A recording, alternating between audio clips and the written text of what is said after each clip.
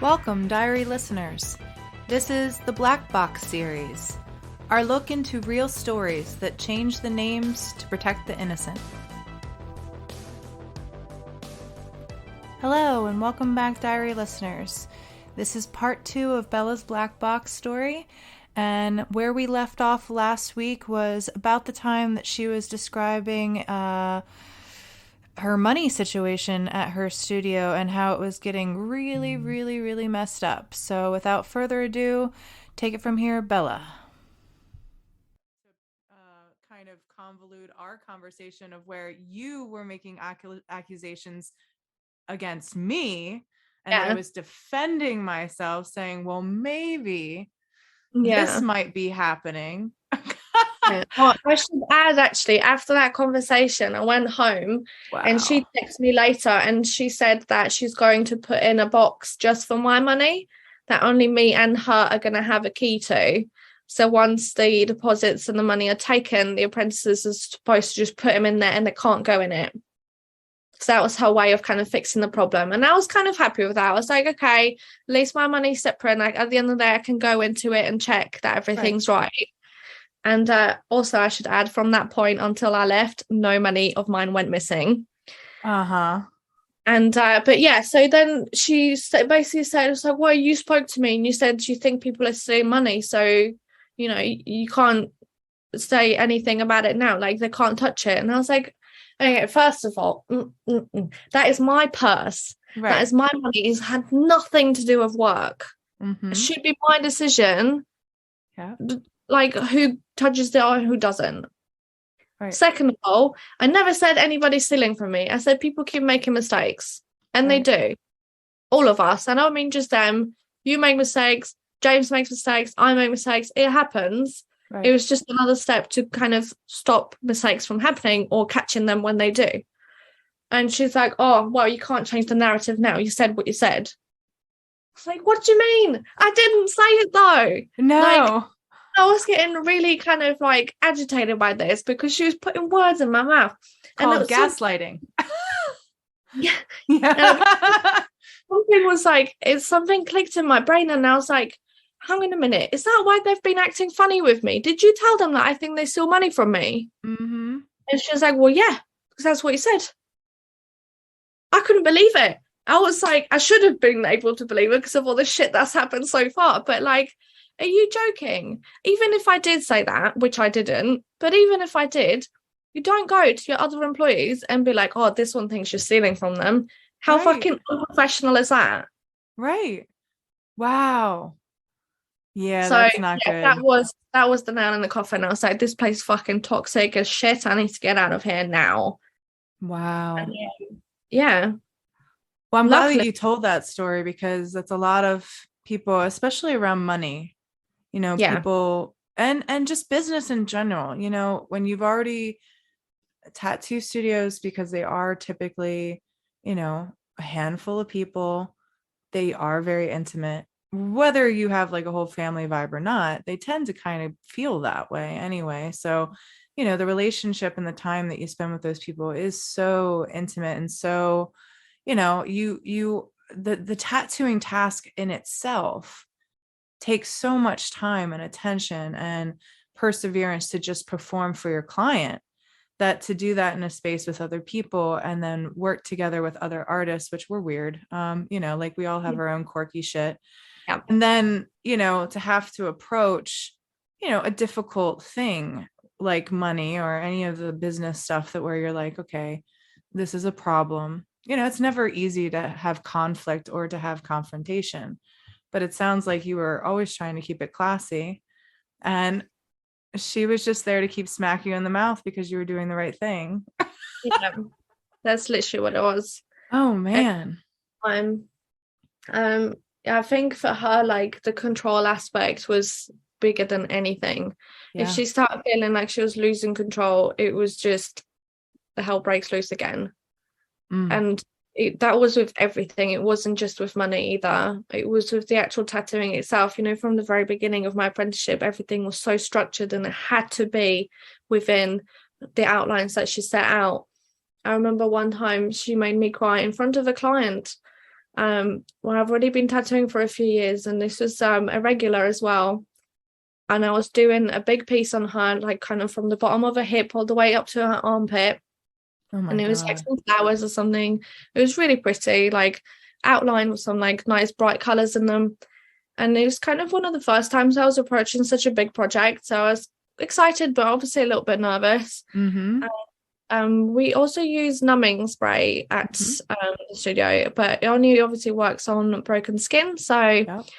I sort of figured, rheums are a horrible area. It's fucking painful, man, So I'm going to do my client a favor and myself a favor and outline half of the piece, spray her and color it in. Yeah. Because why not, Yeah. No, that was not the right thing to do. As soon as I started getting my colors out, she was just like, what the hell are you doing? Do you really think you're going to like outline the whole piece and start coloring it in today? And I was like, well, no, I just thought that, because it's a painful area, I'll do half of it and then colour it in, and then we can place on the other half next time. Like, it's an organic piece, so it's going to be easy to match up. It'll be fine. Nico Horitato does that all the time. He'll do just a really beautiful shirt with like all the things in it, and then fuck the face. You get the face next time. Like a super realistic artist does that.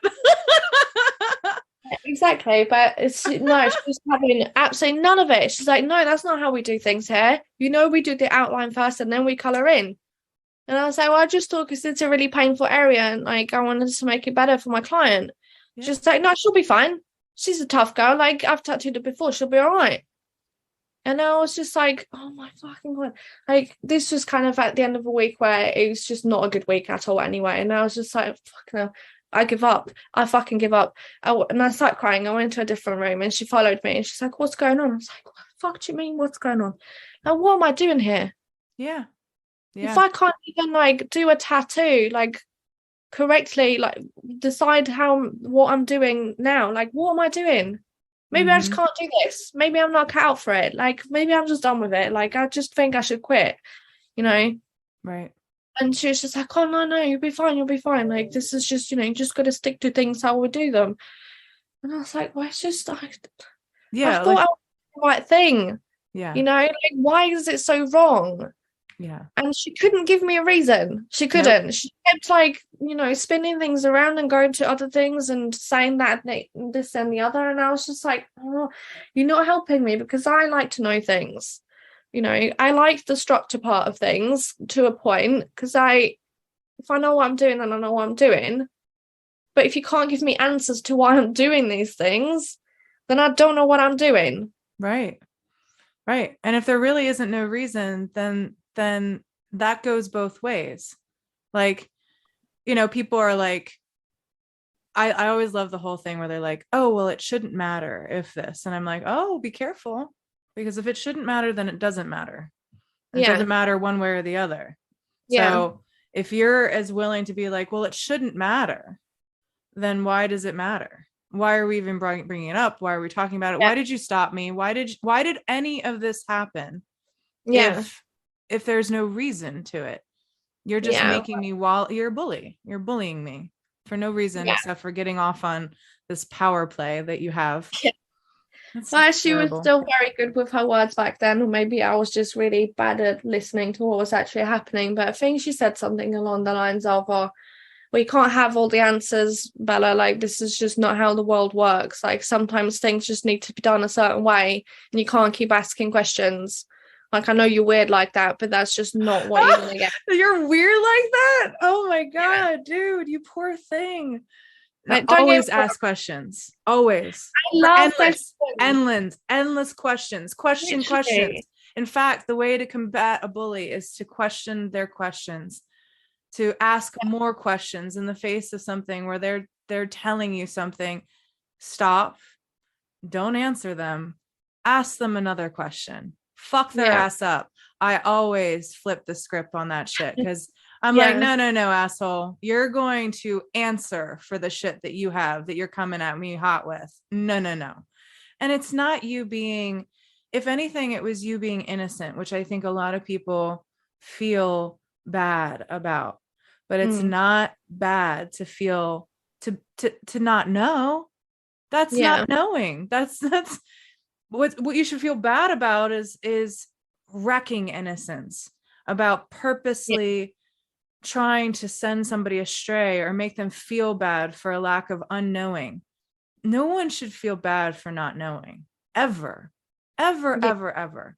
That's a clean straight slate. That's an open book. That's something that you get to write in, that you get to put your print on, that you get to help. And if what you want to do is make them feel bad for not knowing about something, I mean, that's rough. That's terrible. Honestly, I think it was just like a game to her, because there's so much hypocrisy going around as well. Because she'd say stuff like that, and then other times, if I didn't ask a question and instead done something wrong, she'd just say like, "Oh, why didn't you just ask?" And I'd be like, "Well, because when I do ask, you're telling me that I shouldn't, because there isn't answers. Like, you know, what do you want me to do here? I'm lost."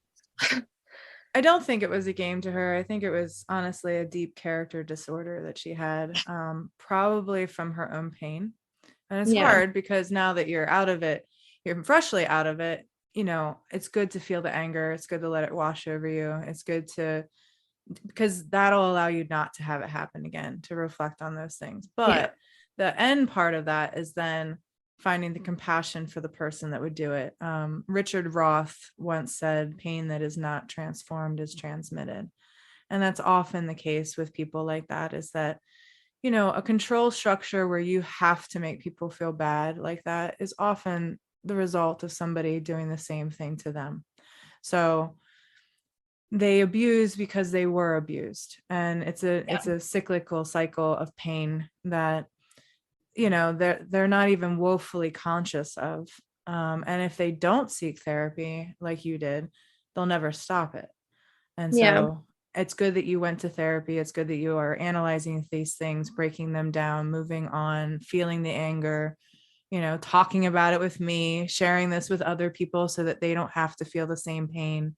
It's very cathartic and it's good. I'm glad you're doing this. I mean, I'm glad for the podcast, obviously, on my own selfish things here, but that's very you know, this is I mean, I listen to a lot of true crime and things like that. I listen to a lot of I read a lot of books about psychology and psychopathy. I think I said that right. But like I said, this is very cult-ish behavior. And it sounds like you had either, I mean, I'm not a diagnostic specialist or anything, but a character disorder, something that's a sociopath, you know, somebody who lacks a certain portion of empathy because of their own experience. And, you know, there's a lot of things like that. So maybe in her mind, she felt like it was a power play. It was a superiority complex that wasn't real. It was an ego. And it's easy within art to find that, because we have to constantly balance our ego. You know, we have to make it work for us and in ways. And I will tell you that, like, you know, I told you, I've said it many times on my podcast here, but, you know, my apprenticeship scared me. The one where I taught, you know, she scared the shit out of me because I couldn't be what she needed. And it's been really hard for me to take on another apprentice. In fact, my last one, I had to end it, and I'm not even sure. I mean, I think I made the right move, but he hit a spot with me that was very similar to hers. And I just couldn't. I was like, I cannot do this again. I can't put myself through this again. I cannot, you know, and it can go both ways, but like, I'm in a place right now, you know, just to let you know, where I'm starting over. I have to think about what I want to build. Do I even want to like teach other tattoo artists? How fucking, I thought it was this and it became all this. And like, it traumatized me, man. Like, I like went through a lot. And I do want to touch back on something that you said earlier.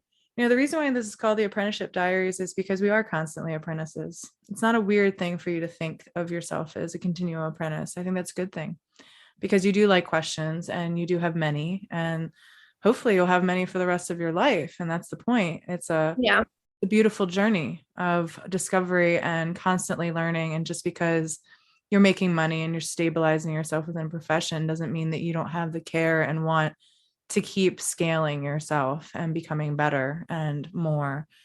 It's when we baseline that we start hurting people like that, when we feel like we've hit a certain point where now we've arrived to a point where we can do what was done to us. That's when it's not good anymore. Yeah. You got to evaluate that. Yeah, for sure. Dude. I mean, we went far, but I think we told a lot about what, what happened to you. Is there anything else within that space that you really want, the listeners to hear about what happened? I mean, it sounds like you had a very structured curriculum. There were some gems. I'm happy for the ones that you shared that you did. I think there's just one more thing that keeps coming to mind. Just another, like, one of those red flags that if anyone sees it, they should just question it or get out, sort of thing.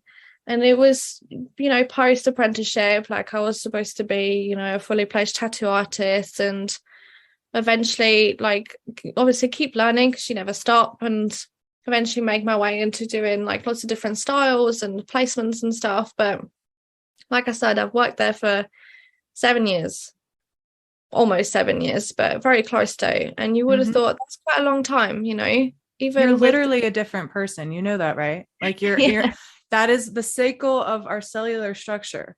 Like our cells have fully come off and sloth, and you are a completely different human after 7 years. So it is a very significant thing. And you were also the 7th apprentice, which I like the sevens. I'm a big woo woo. Like, I don't know. Go ahead. It was a long time. You were a whole new person. even after that whole time, even up until the point when I left, I still wasn't allowed to tattoo realism. I still wasn't allowed to do cover-ups or reworks. I wasn't allowed to tattoo hands, fingers, or necks because they're only for advanced artists, i.e. Victoria, and not me. And not for the lack of trying, don't get me wrong, because I started practicing realism 5 years ago. It was into my second year of actual tattooing rather than apprenticing, and I was doing all right. I'm never going to say my work is perfect or anything, but I feel like the pieces I was doing were looking good, and I got to see most of them healed as well, and they were looking good as well. And then unfortunately the lockdowns hit and we stopped, and we were not back in the shop for almost half a year, and then there was another lockdown for another month. There was another one for another 4 months, so there's a big gap in between. And when we got back, the shop got busier than ever, and it was good, obviously, for the money especially, but because we were so busy there wasn't a lot of time. And eventually I was just like, look, we were doing all this practicing for realism. I'd like to kind of crack on with that, if that's okay. Like, I'm happy making all the money I'm making, and I'm doing some cool pieces and whatnot, but that's not what I'm here for. I want to learn fucking everything. I want to know it all, right? And I probably never will, but I want to keep learning. And also, because I kind of already had an idea of how to talk to her to get the answers that maybe I wanted, I also said that, like, I know you're really busy, and I know you keep saying that you're only doing realism and stuff, and you want to get on with like dot work and geometric and whatnot. Like, if we finish my learning, I can start taking some of the pieces off you, so you have the time to do what you want to do. Right. But even that wasn't enough. Like, at that point, she was just like, no, it's all right. I don't mind doing realism now. Like, we just don't have the time for it now. So don't worry about it. And I was just like, but I am worried about it because I want to do it. I wouldn't be coming to you if I. And then she was like, and I even said, I'll come in on my days off. I'll tattoo in the evenings. Like, you don't have to be there, or fucking film the whole thing, send you the pictures and get them to come back when it's healed. Like, before the lockdown, I already got to a point when I was tattooing actual clients, not just my friends and family members for free, but actual customers who were paying like half the price. So it's, better than like a £10 tattoo or whatever. We were getting there. And she was like, oh, well, no, I don't have the time in the evenings or on my days off. But like, if we did go back into it, I'll have to start from scratch. And I was like, what? why do we have to start from scratch? I thought I was, getting to a point. I've done about 20 of these things already. We've seen about 15 of them healed. Like, what else do you want me to do? Yeah. She's like, well, just don't question it, Land. It's just how it's going to be. So take it or leave it. No, okay then. So yeah, like I sort of gave up on that idea. Then people kept messaging me every now and then about like hand tattoos and stuff like that. And we do have a policy in place saying, we only tattoo hands and necks if you're heavily covered or if you have something there already, which is fine. I'm, pretty down with that policy. But then we start getting a little bit more loose with it, like depending on the person's age, like how established they are in their job and, what they do for a living, that sort of thing. And this lady messaged me and she was like, I think in her 40s or 50s, she ran her own company. She was pretty set, had all the tattoos, but nothing on the hands yet. But she only wanted like a little floral thing kind of on that like fleshy bit of the hand, like between like the thumb and the index finger. Yeah. It's probably like the easiest place on the hand, really. It doesn't feel much different than, I don't know, like a calf or something. And it's a floral thing, which I've been doing hundreds and thousands of things before. So I was like, oh, this could be my way in, it's an easy placement on the hand and it's something that I'm used to doing and I know how to do. And I was like, oh yeah, I really want to do that. She's like, I don't know. Like, why don't you know? Can I just do it? Yeah. And her husband was there and I spoke to him about it. It's like, oh, well, we know you can do it. Like, okay, so can I do it then? Yeah. Can. It's just, whether she'll let you. I was like, oh, brilliant. Okay. So what are the criteria for that then? Because what do I need to do? Right. And she let me. And I did it and it was fine. She made all this massive deal about how difficult it is and it's for like advanced artists and whatnot. And then it was fine. And I was like, what? And then the next hand tattoo came in and I was like, oh, well, because I did that one the other day. Is it all right if I take this one on too? So no. So this is going to be every single time.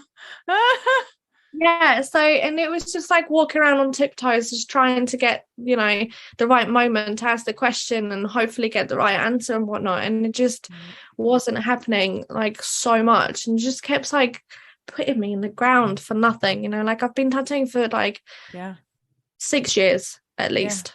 She kept you an apprentice. Why can I not do it? You can't give me a reason other than, oh, it's for advanced artists, it's a bit tricky. Like, okay, well, tell me, that's your job. Right. What is the qualification for advanced artists? Was there any outline for that? No. And that's what I was going to ask you, that on one of our questions is there a set curriculum? I mean, it was clear that she had tasks for you and that she met with you around those tasks. But one of the things that I did with my apprenticeship for my apprentice was I typed out a curriculum and I shared it with both her and my boss, because I wasn't the owner of the studio. I shared my, because I was like, well, I've never done this. I want to share, with my boss, my mentor, what I'm aiming to do, have him look it over and see if I'm like hitting all the notes. And then I wanted her in her journey to know what to expect. And then to be able to look that over, like when you go to university, they give you a curriculum, they give you at this mark, you're going to experience this, at this mark, you're going to experience that. So that way the accountability was on both of us, because I wanted her to, hold me accountable too. And I always had that dialogue. I was like, listen, I'm new to this. I'm going to come into this like with the best intentions. I've never taught anybody. And she was a teacher. So, I was like, I think out of anybody, you would be the best person, because you'll be able to call me out. If like you need something, I'll listen and I'll try to fix it. But like my boss was my conflict, because he got his own apprentice and then completely railroaded my curriculum. He like did things with his apprentice that I wasn't allowing my apprentice to do at that point for very specific reasons. And he had already cleared my curriculum and said, oh yeah, that looks good. But then when he hired his own apprentice, he kind of created this competition thing between apprentices to where then my apprentice felt like shit because she wasn't advancing as fast as his.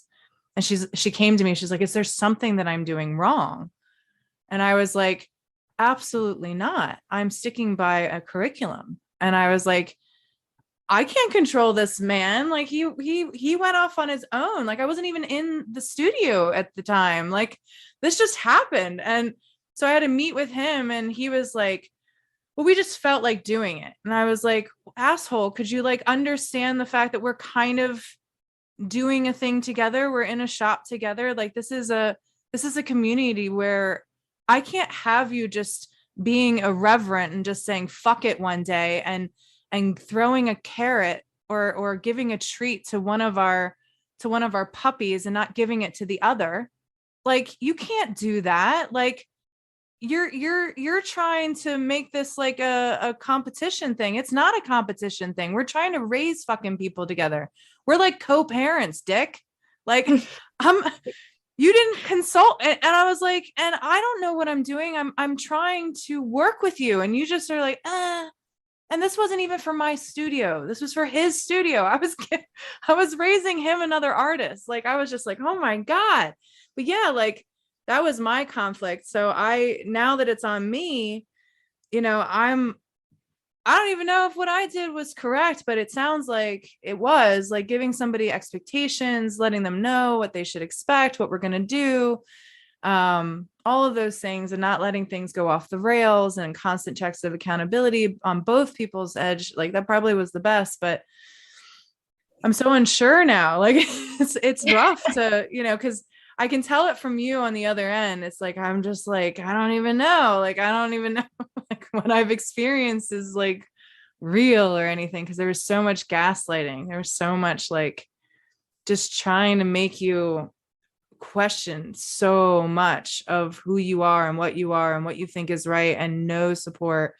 And for me now in reflection, it was very purposeful to keep me down and to keep me in a very specific place of being used. And the second that wasn't convenient anymore, talk about an Irish goodbye. I was texted, I was fired. I was completely railroaded. My boss my mentor of like 11 years at that point, didn't even meet me to shake my hand when I collected my stuff. I mean, it was crazy, dude. Like I'm still rebounding mentally. I don't even know, like tattooing now to me, like I love it. I love what I do with my clients, but there's a part of it to me who has caused such trauma that I'm like, oh, yeah, you know, like I do know. I mean, you're healing me, just so you know, like within your story. I really appreciate it because it's giving me a lot of ahas. So same here. No, it's funny to say about the curriculum and of the things that you said as well, about the competition and stuff between the other people as well. I feel like I've had elements of that I mixed in to my situation myself, funnily enough, because it wasn't a curriculum. The idea of an actual apprenticeship curriculum is such a new concept to me. And it's I just didn't even know that was a thing, you know.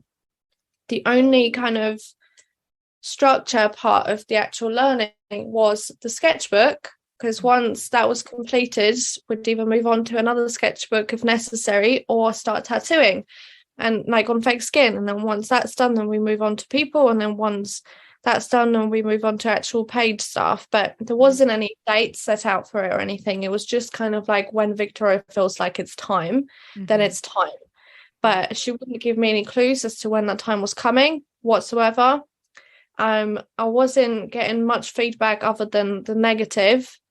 There's always something wrong. Like I remember like pretty much having panic attacks on my way into work every day because she liked to start the day off by putting up a photo of something I did and go, the fuck is that? So mornings. Oh my God. Holy shit, girl. Yes, she'd print them out as well and circle like big horrible things and like, the fuck is this? Like, in the mail too? Yeah. Is that what you said? And putting it in mail to you as well? Oh yeah, she'd text it to me sometimes, but mostly she'd do it in person just as I walk in through the door, just to, really get me going for the day. Oh, but you couldn't even escape it. That's like, I mean, not only did your days of work suck, but like Yeah. you couldn't even escape it when you were away to like Oh no, have that was atonement. not no, there was not a thing. Like work was 24/7. She would text me all kinds of new times of the day and ask me to do certain things or chat about this, that, and the other. Like it was constant.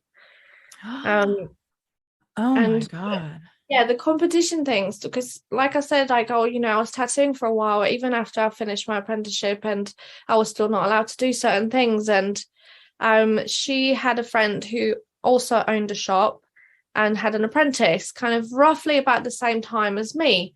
And we both sort of graduated around the same time ish too.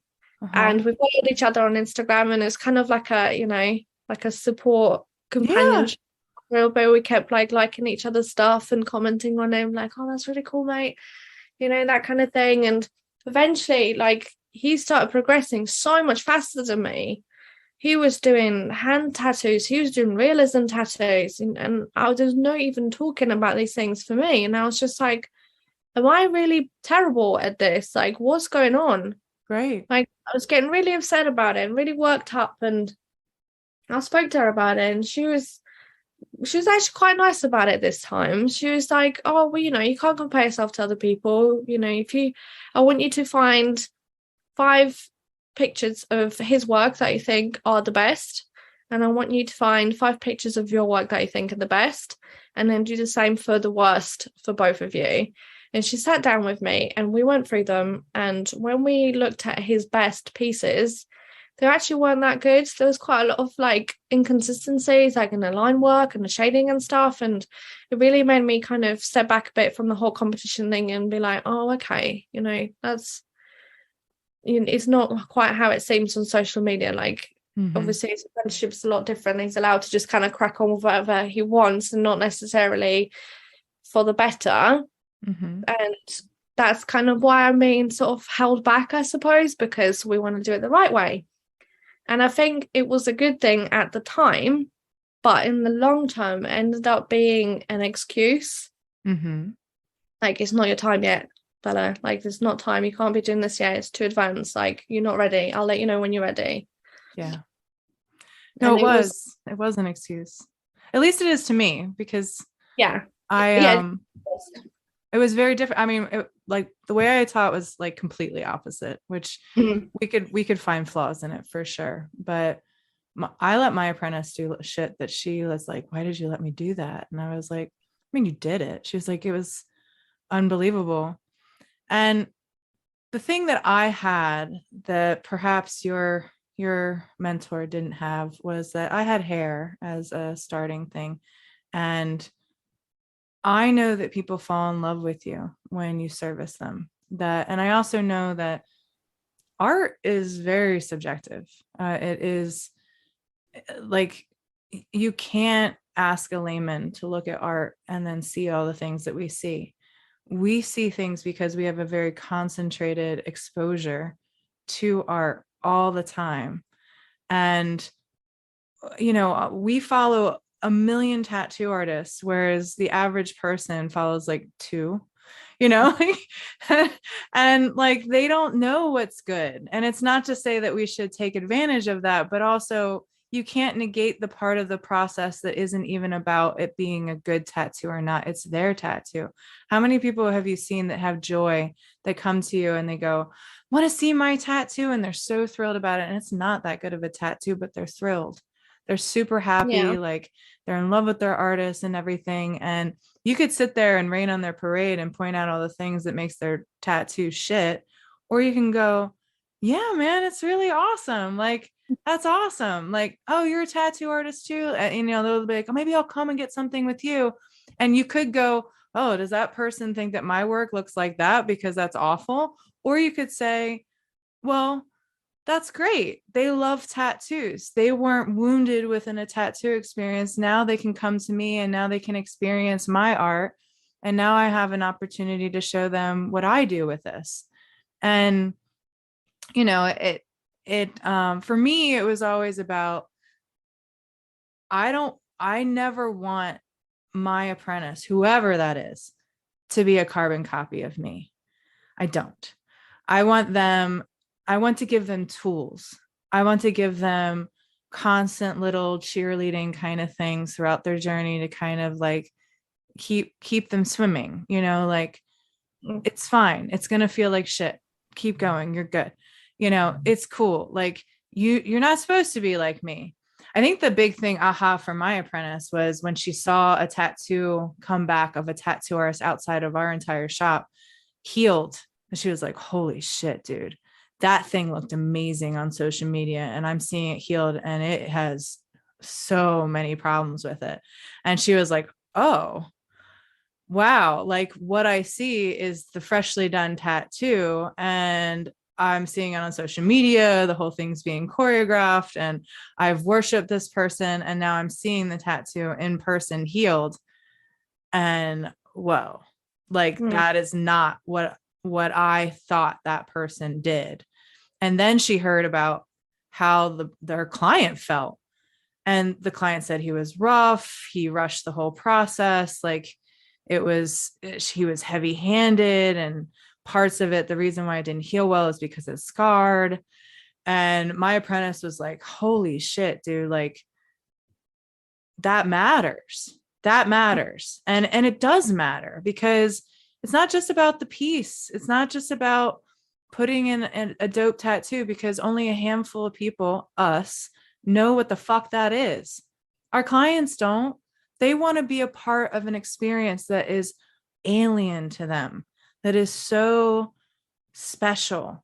And when we make them feel like they have to, because you probably weren't the only person feeling that way. Like the clients are probably feeling that way too. Like, I have to be just so, and I have to approach these people just a certain way. And I have to understand what is a good tattoo and what is not a good tattoo. And there's all this like catty shit that like gets wrapped into the tattoo world that I've seen anyway, that I'm just like, I'm not doing tattoos to be loved by other tattoo artists.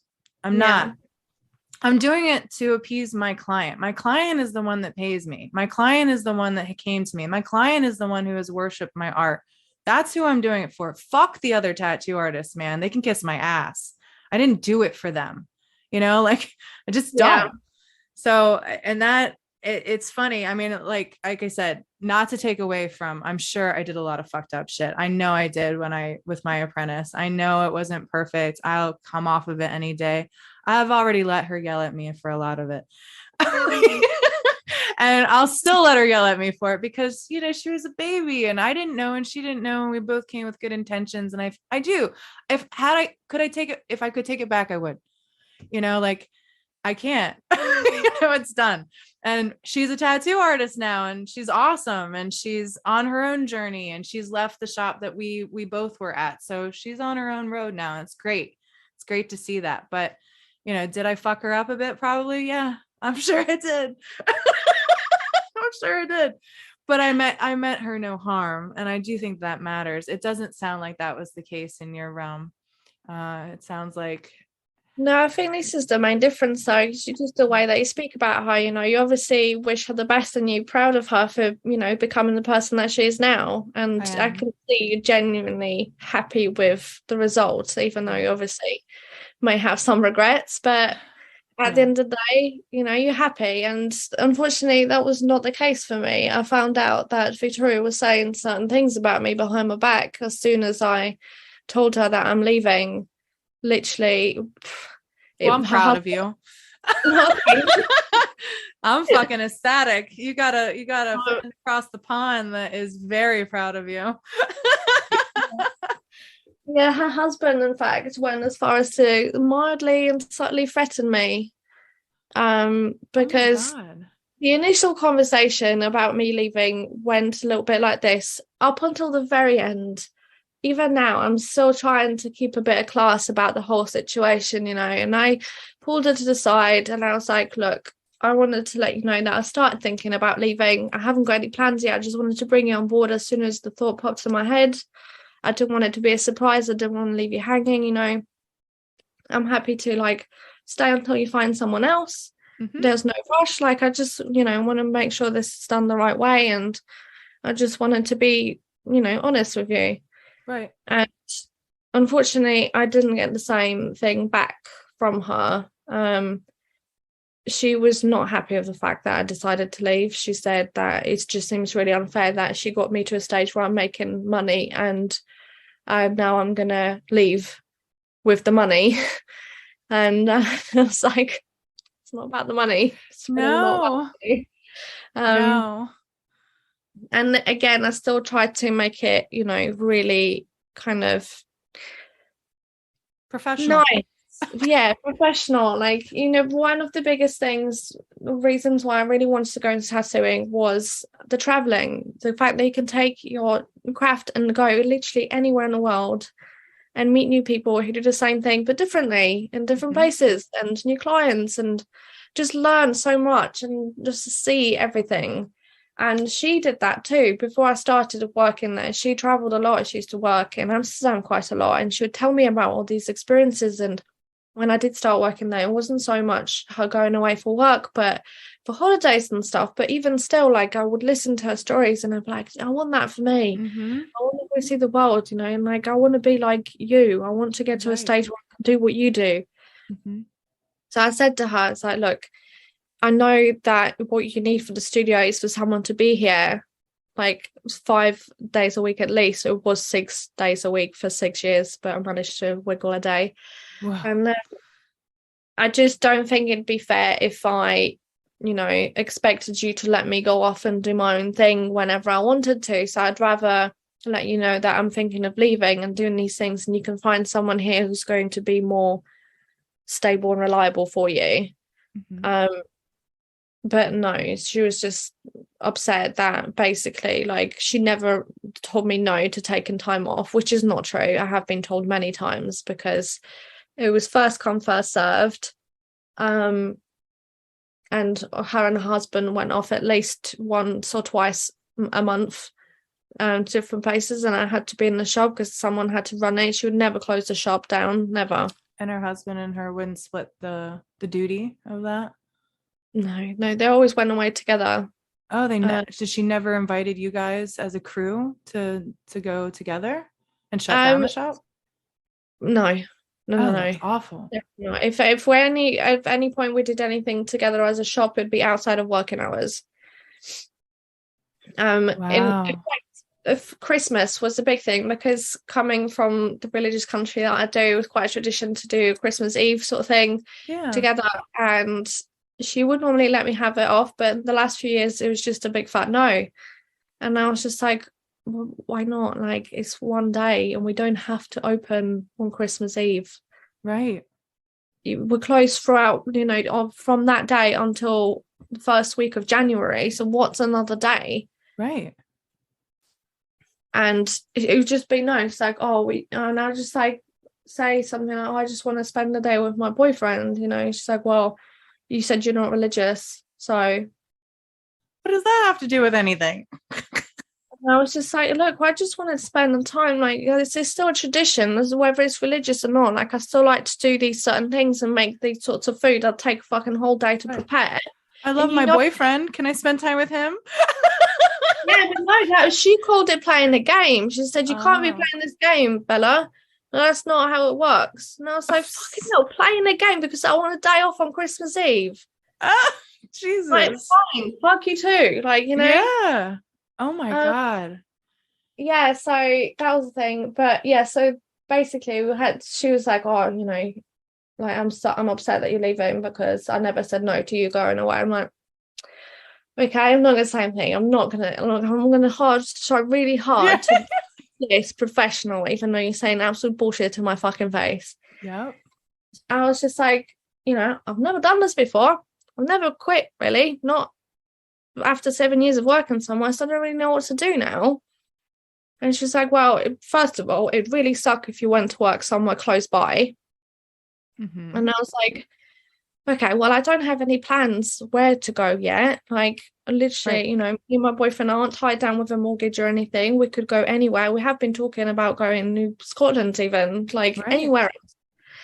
And that's why I wanted to bring you, to bring this to attention now, so that, I've got the time to kind of set something in motion and have a look at some different places and whatnot and go from there. So like, and also thinking in my head, don't worry if I go work anywhere, I want to go away from you. Yeah, I don't want to stay anywhere local. Yeah, but I don't think she thought about it that way. So she was just like, I'd really suck if it was somewhere close by. But when I'm back from wherever her next holiday was, we're gonna find you a date to leave. I was like, all right, cool. That sounds all right. Let's do that. And then I went back to the main room of the studio, and her husband went to speak to her. And after a few minutes, he came back to the room where I was in. He came over to my bench, put his down on my bench in front of me, looked me dead in the eyes and said, this town's not going to be nice for you. Oh my God. And I was just like, wow, okay.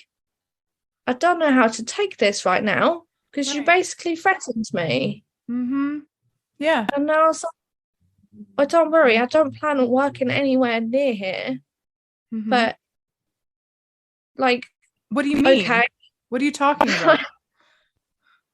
And there was other people in the studio too. The apprentices were there and stuff. So I didn't want to I didn't know if I was allowed to say that I'm leaving it or anything, because I knew if I'd done anything at this point to piss her off, it's going to get worse than it's ever been. And I couldn't be bothered for the hassle, So I just kind of left it. I was like, okay, whatever. And then somehow, miraculously, I managed to keep a good relationship with the apprentices, even though she did her very best to basically, make stir shit between everybody and whatnot, with the money thing and other things. So I found out from them the things that she was saying about me behind my back. She said that if I try to go anywhere in this town, she will go out of her way to make it impossible for me. She'll call up the shops and tell them I'm a horrible person, I'm this, that, and the other, because she's not going to have someone who she's trained for 7 years work somewhere else for someone else to reap the benefits. So you're hers. Yeah. You're her property. Literally. And I was like, fuck now. How long is long enough for you to think that I've paid my due? Isn't it nice to hear? I'm glad that it's not a miraculous thing. You're a good person. So that's why you stayed in touch with the apprentices, because you're a good person. And I believe in that yielding better things than treating people like shit. That's what you get, is the benefit of these little graces that happen, that keep you healing and moving forward. But I've had similar situations in personal relationships where I had the benefit of hearing background stories about what somebody was saying about me, not to my face. And I'm so happy, because had I not had those things, I probably would have second guessed myself. I would have felt bad about what I did or whatever. But hearing those continual things kind of gave me oh shit, you did the right thing, man. You left the work. It was such a bad situation you were in. Thank God you left. Thank God, because this is 100%. How this person really was and how they really, really are and how they really saw me. That is literally the first thought I had when I heard about these things. I was like, okay, good. Yeah. Yeah. It's awesome. It makes it so much easier to get the fuck on up out of here. Well, massively. Well, where do you find yourself now? I hope it's better. You don't have to go into specifics, but what's your life at this point? I am thriving. Good. As cliche as it sounds, I am literally like a bird that's been let out of the cage, and I'm going everywhere. Like I said, the first thing I want to do was travel. I've already been on one guest spot in the Netherlands. It's been amazing. It was the best experience I could have hoped for. I've got another 4 or 5 guest spots planned for this year. I've got a convention in Brussels in November. I've got another convention in Telford in January, I think, or February. You know, I'm working in a studio that appreciates me for not just the artist, but the person that I am. You know, they've got a much better financial situation as well. Yeah. Yeah, I'm doing all of these different things as well to try and, well, both kind of progress my career, but also try to help the industry get better as well and stop these kinds of situations from happening. So that's, you know, one of the main reasons why I'm here today. Yeah. To hopefully, I don't know, raise some awareness, help some people see the red flags that I didn't see or chose not to see, you know. Yeah. I've been pushing myself so much to do things that in my mind I'm just like, oh, I'm never going to be able to do this. But I'm just like, oh, fuck it, you know, I left that place, I can do anything. Yeah. No, that's super good. Great. You know, there's this it all happened like one thing after another. It was almost like destiny or something. I had an email from tattoosmart.com. I don't know if you know. Yeah. Russell. Russell, but there was an email and it said that basically they're launching like this online community for tattoo artists that's going to be like very heavily vetted, and you know, people are going to go on there and support each other and try and like improve the industry on a whole like new level. And I was like, oh my god, this is literally everything that I want to do right now. That's great. Like, I couldn't put it in better words. And I did the application process and it's like 16 pages long, and I was just like, oh my god, what am I doing? Like, there's no way I'm gonna get into this thing. But I went for it and I went full fucking force. You know, I wrote an essay for each answer to every question. Aww. And I got in. Oh, that's awesome. I'm one of the founding members in the community now, and I've already learned so much from everybody. I've made some good connections, and I just feel like, I don't know, I feel the love for tattooing again and the industry, because that disappeared. Yeah. It was gone. Yeah. But it's back again, and I feel better than I have ever done before, and I'm just so excited for the things that are about to come. That makes me very happy. I got the same thing, but I don't know. I think the whole industry for me, I've had enough within the whole industry that I'm watching everybody quite a bit. I want to watch it for a while because I don't know, it freaked me out, dude. But I'm very happy for you. And Russ Abbott is an amazing talent, and he Tattoo Smart is really building. I have a lot of his brushes through Procreate. I've bought a lot of those brushes just to like play with and mess around with. And for anybody listening, Tattoo Smart, the Procreate brushes that they create, they have 3D models now. They have a whole bunch of helpful aids for tattoo artists. If you have access to an iPad and an iPencil, it can, any kind of tablet and Procreate, you can do a lot with tattooing. Now, of course, tattoo design is, you know, I do think you should start on paper first, but for any tattoo artist that's an industry professional, like those tools can be really great to help you market with your clients and things like that. So I just want to plug that because it is something I use a lot and I recommend and I showcase in my own forums with people. I love giving people you know, shout outs when their products are good. They're really, really good. And I see that about Russ Abbott's work.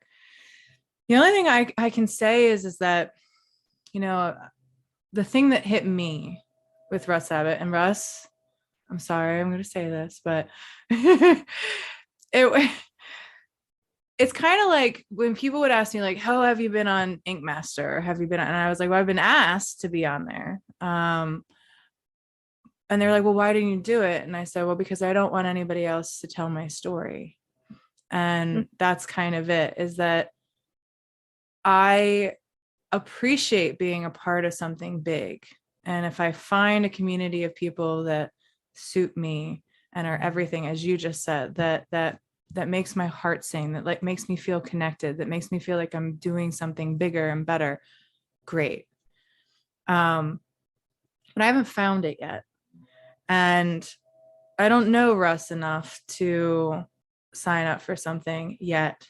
he kind of said something to me that we were at Arizona at Hell City, and he was sitting in a hot tub and I was sitting across from him, and I was talking about how I wanted to let some of my skin be from my apprentices, because I feel like them doing their first tattoo on me, or one of their first tattoos on me, is not only a great collector's item, but it also is a confidence space for them, to let them know that I'm willing to mark my body with their journey. And he just looked at me and he kind of scoffed and was like, well, that's awful nice of you. And I was just like, the fuck was that? like, I mean, it's not like, I'm not trying to do it for brownie points. I just think that that's a really great thing to do, and a confidence thing of like looking ahead and saying to yourself, like, why am I apprenticing this person? Is it because of the accolades I want? Is it to do it for any other reason that I see in this person something great, and I want to have a piece from them that I know is going to be one of the foundational things of their entire career. And I have one of those right now. Like, one of the apprentices that was at our studio, I have her first piece, and it's such a gem. And I know she's already fucking, she has more Instagram followers than me. She's amazing. I have to finish more work by her, like, and I don't know, it was just a thing with Russ that I was kind of like, what? But I don't know. It was a one-time moment, and it was probably like, I don't know, maybe, I don't know. But it was just something that I was just kind of like, why are you being a shithead to me right now? Why are you trying to make me feel bad for something that I think is really cool? Yeah. But that was my thing. And so now I'm just kind of like, I and people change. This was years ago.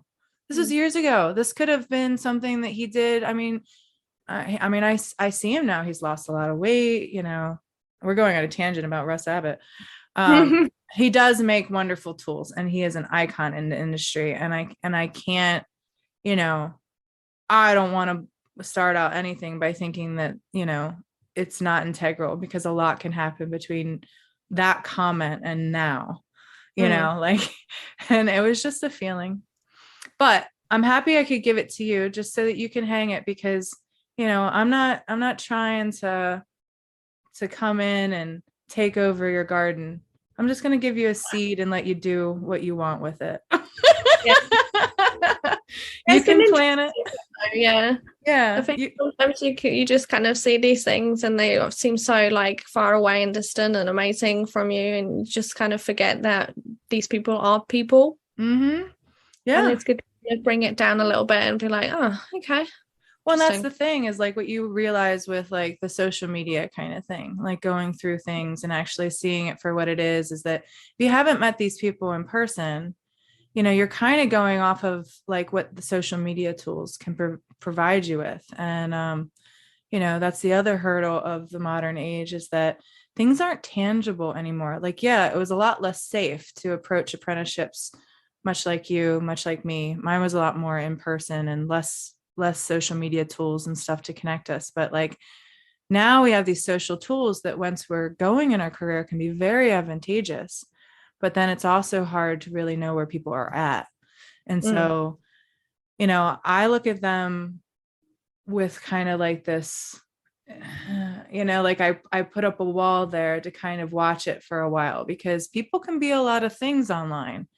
And I try to be careful with what I presume about it. And I really want to test the waters. Lately, I've just been hanging out with my wang out and just showing all the sides of myself that I kind of kept low key, because I didn't think they mattered. But after COVID and after all these things that our world has gone through, I've realized I've lost friends as a result of them very much so mattering, at least to them. So I was like, okay, well, I'll save us all time and I'll let you know. And if you'd like to walk away from me, that's fine. Walk away. That's cool. It'll save us both time. I've always been genuine. I've always been loving you. And these things genuinely didn't matter to me. But if they do matter to you, I am going to let you know right here and now that this is me, so that you can make a decision about your time and energy.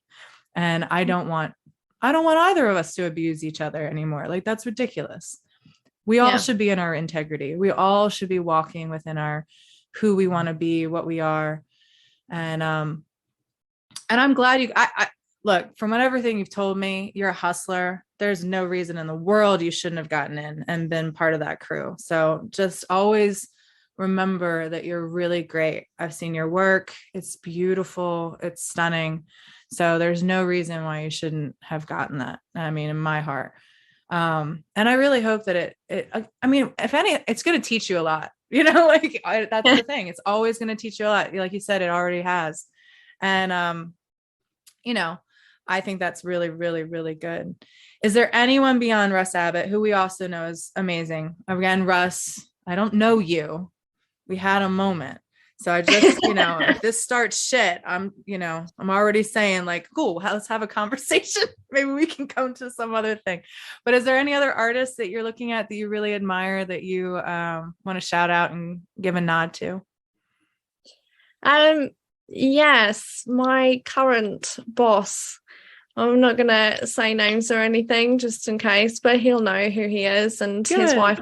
I just think both of them have been through pretty much the same experience as me and have come out stronger at the other end, and they've managed to make something amazing out of it, and they've created a space for people like myself where we can find the love for tattooing again and do it in a very safe and fair and supportive space and just be ourselves. And I think it's absolutely amazing. They've gone far and beyond to make me comfortable, and just kind of, obviously there's a bit of PTSD that comes with the kind of experiences that I've had, so they've been very patient with me and very That's awesome.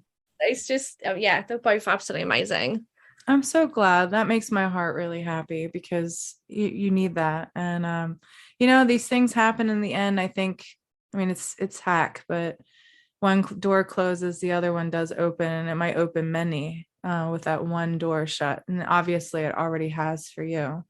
I don't know if you can tell in the background, but this is one of my spare bedrooms. If ever you find yourself in the Maryland area in your travels, I currently don't have a studio that can host guest artists, but if you need a place to save some money and just hang out with us, you can stay with us. So much. Yeah. My boyfriend really, really loves tattoo artists, like you said, about conventions and stuff, and meeting the bikers and the brutes that everybody warns you about. He was like, I love going to tattoo conventions. I love being around tattoo artists. You guys, like, you're all so happy. You're all doing things together. It's magnificent. And he's like, I like feel this warmth. It's like, it makes me so happy. It brings me so much peace. So he really loves being around tattooers. And I think really what it is he likes the hustle. He likes a bunch of people, kind of doing a thing together, and us, gritting it out together and making it work. Cause in the back end of tattoo conventions, it's a lot. Like there's a lot of like unknowns, and like you're presenting and all those things. So, but he really loves it. Is there anything that you want to touch on that we didn't? I think this is a great podcast. I cannot thank you enough. Like, this is going to help a lot of people, I assure you. I hope so. Yeah. I think that, hopefully, in sharing this, you probably aren't needing any more work or anything like that. You seem like you're thriving, but all I can say is that I hope that there's enough space between you and what has happened to you eventually that, we can just shout you out to the rooftops, and, maybe the people who put you down will ask you for a job one day. That would be amazing. Right?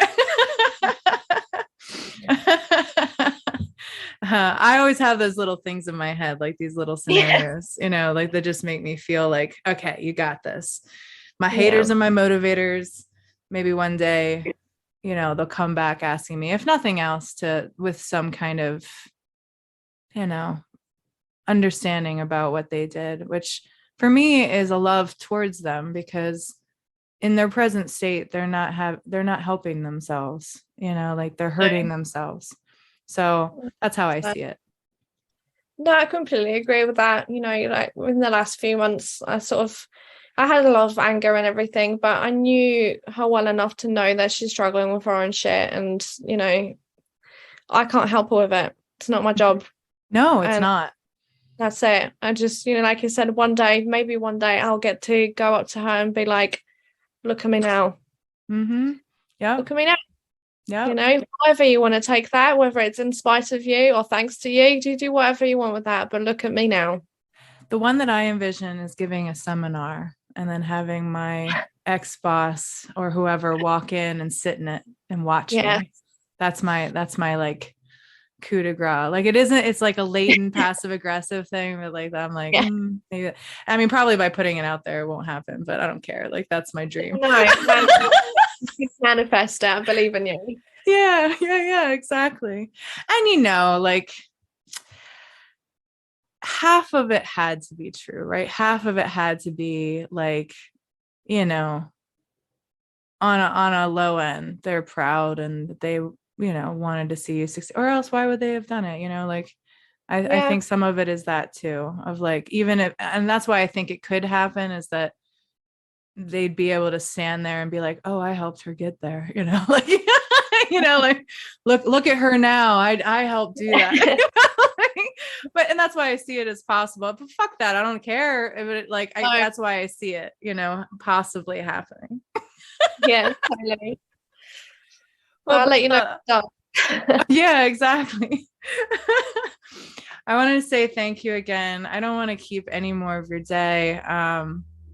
You're lovely. You're very lovely. So are you. Thank you. Great chatting to you, honestly. Yeah. It feels to get it off my chest, and I feel proactive. Mm-hmm. Yeah, it's really nice. And I'm very happy that you also have a journey with a therapist and that you found a good person for you too, because I feel that it's very helpful. And that's a recommendation that I have to anybody if they're struggling with things like that. 100%. Therapy is the best thing that's ever happened to me. Mm-hmm. Yep. That makes my heart so happy that you have your person and that you can turn to her. Is it a her?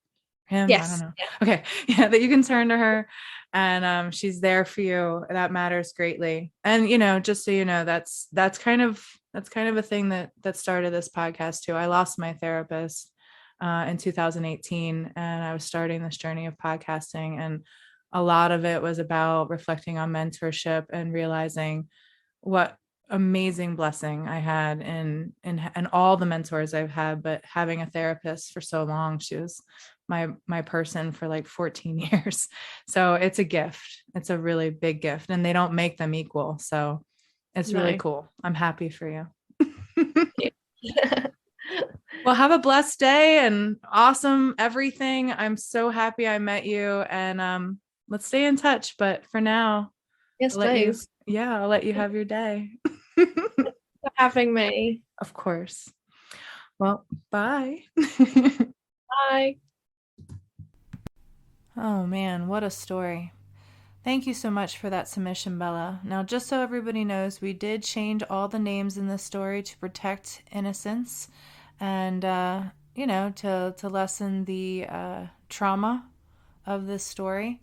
We are very happy that Bella has moved on to greener pastures and can pursue more of what she had hoped her dream would be in the tattoo industry.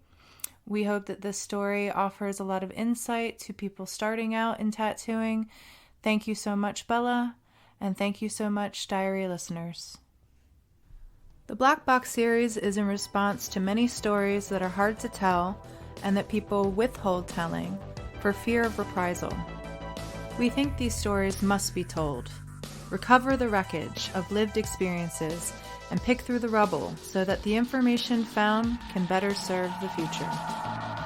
If you have such a story in your professional journey, please reach out to theapprenticeshipdiaries@gmail.com.